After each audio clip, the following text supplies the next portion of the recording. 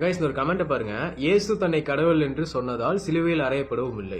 ஆனா எங்க கிட்ட ஹிஸ்டாரிக்கல் எவிடன்ஸ் இருக்குல்ல, ஜீசஸ் சிலுவையில் அறையப்பட்டாருங்கிறதுக்கு ஹிஸ்டாரிக்கல் எவிடன்ஸ் இருக்குது. அண்ட் ஜீசஸோட சிலுவை மரணம் வந்து சும்மா ஒரு 4 பேரோ 10 பேரோ பார்க்க கிடையாது, அந்த ஊர்ல இருக்கிற பீப்புள் எல்லாருமே பார்த்துருக்காங்க. ஸோ ஐ விட்னஸ் பண்ணப்பட்ட விஷயத்த நீங்க ஜீசஸ் வந்து சிலுவையில் அறையல அப்படிங்கறதுல ஒரு மீனிங்கே இல்லாம சொல்லிட்டு இருக்கீங்க.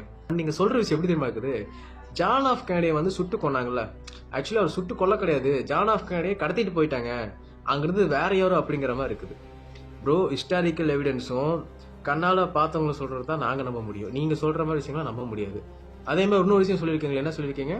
கிறிஸ்தவர்கள் வார்த்தைகளுக்கு தப்பான விளக்கத்தை கொடுத்து இயேசுவை கடவுளாக்க முயற்சி செய்கின்றார்கள், அவ்வளவுதான். இல்ல, நான் இப்ப தெரியாம கேட்கிறேன், எப்படி இந்த விஷயத்த சொல்லலாம்? கிறிஸ்தவர்கள் வந்து வார்த்தைகளுக்கு தப்பான விளக்கத்தை கொடுத்து இயேசுவை கடவுளாக்க முயற்சிக்கிறார்கள் அப்படின்ட்டு. நான் சிம்பிளா ஒரு கொஸ்டின் கேட்கிறேன் ப்ரோ, நீங்களே யோசிச்சு பாருங்க. Who can judge mankind?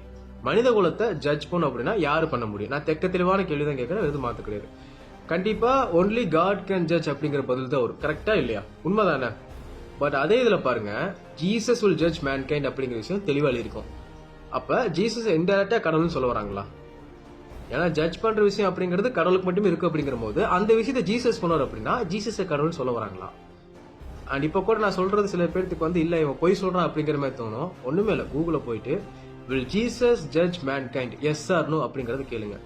Judge பண்றதுல ஜீசஸ் வருவார் அப்படின்னா அங்க ஜீசஸ இன்டைரக்டா காட்னு தான் சொல்றாங்க. இன்டைரக்டா என்ன, டைரக்டாவே காட்னு தான் சொல்றாங்க. உங்களுக்கு டவுட் தான் செக் பண்ணி பாத்துக்கோங்க.